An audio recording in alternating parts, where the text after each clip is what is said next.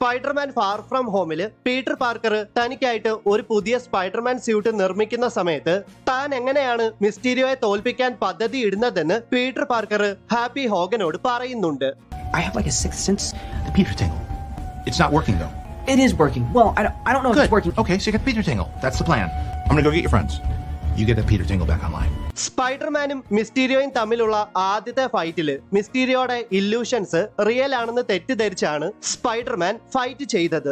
ആ സമയത്ത് സ്പൈഡർ സെൻസിന് പോലും മിസ്റ്റീരിയോയുടെ ഇല്യൂഷൻസിൽ നിന്ന് സ്പൈഡർമാനെ രക്ഷിക്കുവാനോ സഹായിക്കുവാനോ സാധിച്ചില്ല. സോ ആ കാരണം കൊണ്ട് തന്നെ മിസ്റ്റീരിയോയുമായിട്ടുള്ള അവസാന ഫൈറ്റിൽ ഇവിടെ നിങ്ങൾ ശ്രദ്ധിച്ചു നോക്കിയാൽ സ്പൈഡർമാൻ ഡ്രോണുകളോട് പോരാടിയത് തന്റെ കണ്ണുകൾ അടച്ച് തന്റെ സ്പൈഡർ സെൻസിനെ മാത്രം ആശ്രയിച്ചാണ്. ഇവിടെ സ്പൈഡർമാൻ തന്റെ സ്പൈഡർ സെൻസിനെ ആശ്രയിക്കാതെ സ്വയം ഫൈറ്റ് ചെയ്തായിരുന്നെങ്കിൽ മിസ്റ്റീരിയോയുടെ ഇല്യൂഷൻസിൽ വീണ്ടും Spiderman കുടുങ്ങിപ്പോയേനെ.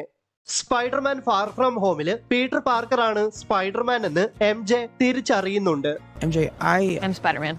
Well, what about tonight? You snuck off and you fought that thing. I saw you. It was the night monkey. മറ്റാർക്കും മനസ്സിലാകാത്ത കാര്യം, അതായത് പീറ്റർ പാർക്കറിനോടൊപ്പം ജീവിച്ച അവന്റെ ആന്റ് മെയ്ക്ക് പോലും മനസ്സിലാകാത്ത കാര്യം, അതെങ്ങനെ MJ മനസ്സിലാക്കി പറയാം. പീറ്റർ പാർക്കറിനോട് MJക്ക് നേരത്തെ തന്നെ ക്രഷ് ഉണ്ടായിരുന്നു. സ്പൈഡർമാൻ ഹോം കമ്മിങ്ങില് MJ പീറ്റർ പാർക്കറിനെ എത്രമാത്രം ശ്രദ്ധിക്കുന്നുണ്ടെന്നും അവനെ പറ്റിയുള്ള എല്ലാ ഡീറ്റെയിൽസും അവൾക്ക് അറിയാമായിരുന്നു. ഈ കാരണം കൊണ്ട് തന്നെ പീറ്റർ പാർക്കറിനെ ചുറ്റിപ്പറ്റി എന്തൊക്കെയോ ദുരൂഹതകൾ ഉണ്ടെന്ന് അവൾ മനസ്സിലാക്കി.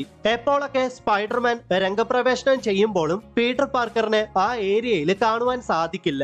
മാത്രമല്ല ടൂറിന്റെ ഇടയ്ക്ക് ബസ്സിൽ വെച്ച് പീറ്റർ പാർക്കർ സ്റ്റാർക്ക് ഇൻഡസ്ട്രീസിന്റെ ഡ്രോണിനെ നശിപ്പിച്ചത് കണ്ട ഒരേ ഒരാള് MJ മാത്രമാണ്. കാരണം ബാക്കി എല്ലാവരും അവരുടെ ശ്രദ്ധ കേന്ദ്രീകരിച്ചത് ബസ്സിന് വെളിയിലേക്കാണ്. സ്പൈഡർമാൻ ഫാർ ഫ്രം ഹോമില് പീറ്റർ പാർക്കർ ടോണി സ്റ്റാർക്കിന്റെ ടെക്നോളജി ഉപയോഗിച്ച് സ്വയം ഒരു സ്പൈഡർമാൻ സ്യൂട്ട് നിർമ്മിക്കുന്നുണ്ട്. ആ സമയത്ത് അയൺ സ്പൈഡർ സ്യൂട്ട് വല്ലതും നിർമ്മിച്ചിരുന്നെങ്കിൽ മിസ്റ്റീരിയോയുടെ ഡ്രോൺസിനെയൊക്കെ നിഷ്പ്രയാസം കൊല്ലാൻ സാധിക്കുമായിരുന്നില്ലേ എന്ന് നമ്മൾ ഓരോരുത്തരും ചിന്തിച്ചു കാണും. അവഞ്ചേഴ്സ് എൻഡ് ഗെയിമില് അയൺ സ്പൈഡർ സ്യൂട്ടിലെ ഇൻസ്റ്റന്റ് കിൽ മോഡ് ആക്ടിവേറ്റ് ആക്കിയ സ്പൈഡർമാൻ തന്റെ ടെന്റക്കിൾസ് ഉപയോഗിച്ച് നിഷ്പ്രയാസമാണ് താനോസിന്റെ ആർമിയോട് ഫൈറ്റ് ചെയ്തത്. എന്നിട്ടും എന്തുകൊണ്ടാണ് പീറ്റർ പാർക്കർ അയൺ സ്പൈഡർ സ്യൂട്ടിന് പകരം ഒരു സാധാ സ്പൈഡർമാൻ സ്യൂട്ട് നിർമ്മിച്ചത്? താനോസിന്റെ ആർമിയുമായിട്ടുള്ള പോരാട്ടത്തിന്റെ അവസാനത്തോടെ അയൺ സ്പൈഡർ സ്യൂട്ട് നന്നായിട്ട് ഡാമേജ് ആകുന്നുണ്ട്. അത് മാത്രമല്ല ഡാമേജ് ആയ അയൺ സ്പൈഡർ സ്യൂട്ടിന്റെ ഉള്ളിലൂടെ സ്പൈഡർമാന്റെ സാധാ സ്യൂട്ട് വളരെ വ്യക്തമായിട്ട് നമുക്ക് കാണുവാൻ സാധിക്കുമായിരുന്നു. അപ്പോൾ ഇതിൽ നിന്നും വ്യക്തമാകുന്നത് അയൺ സ്പൈഡർ സ്യൂട്ട് ലോങ് ലാസ്റ്റിങ്ങോ അല്ലെങ്കിൽ ഡ്യൂറബിളോ അല്ല എന്നതാണ്. സ്പൈഡർമാൻ ഫാർ ഫ്രം ഹോമില് പീറ്റർ പാർക്കർ സ്റ്റാർക്ക് ടെക്നോളജിയുടെ സഹായത്തോടെ തനിക്കായിട്ട് ഒരു പുതിയ സ്പൈഡർമാൻ സ്യൂട്ട് ക്രിയേറ്റ് ചെയ്യുന്നുണ്ട്.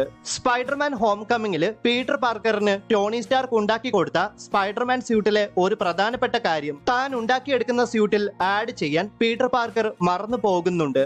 അത് മറ്റൊന്നുമല്ല, സ്പൈഡർമാൻ സ്യൂട്ടിലെ വെബ് ഫ്ലൂയിഡ് സ്റ്റോറേജ് സ്ലോട്ടുകളാണ്. സ്പൈഡർമാനും ഡ്രോണുകളും തമ്മിലുള്ള പോരാട്ടത്തിന്റെ ഇടയ്ക്ക് തന്റെ വെബ് ഫ്ലൂയിഡുകളെല്ലാം തീർന്നു പോകുമ്പോഴാണ് തന്റെ സ്യൂട്ടിൽ വെബ് ഫ്ലൂയിഡ് സ്റ്റോറേജ് സ്ലോട്ടുകൾ ഇല്ലെന്നും മാത്രമല്ല വെബ് ഫ്ലൂയിഡ് സ്റ്റോറേജിന്റെ പ്രാധാന്യവും പീറ്റർ പാർക്കർ അഥവാ സ്പൈഡർമാൻ മനസ്സിലാക്കുന്നത്. ഇതിൽ നിന്ന് വ്യക്തമാകുന്നത് ടോണി സ്റ്റാർക്ക് എന്ത് ക്രിയേറ്റ് ചെയ്യുമ്പോഴും ആ കാര്യം വെറുതെ അങ്ങ് ക്രിയേറ്റ് ചെയ്യുകയല്ല അദ്ദേഹം ചെയ്യുന്നത്. എന്താണോ താൻ ക്രിയേറ്റ് ചെയ്യുന്നത് അതിനെപ്പറ്റി ഡീറ്റെയിൽ ആയിട്ട് മനസ്സിലാക്കി അതിൽ എന്തെല്ലാമാണോ വേണ്ടത് അതെല്ലാം മനസ്സിലാക്കി നന്നായിട്ട് പഠിച്ചിട്ടാണ് ടോണി സ്റ്റാർക്ക് ഓരോന്നും ക്രിയേറ്റ് ചെയ്യുന്നത്.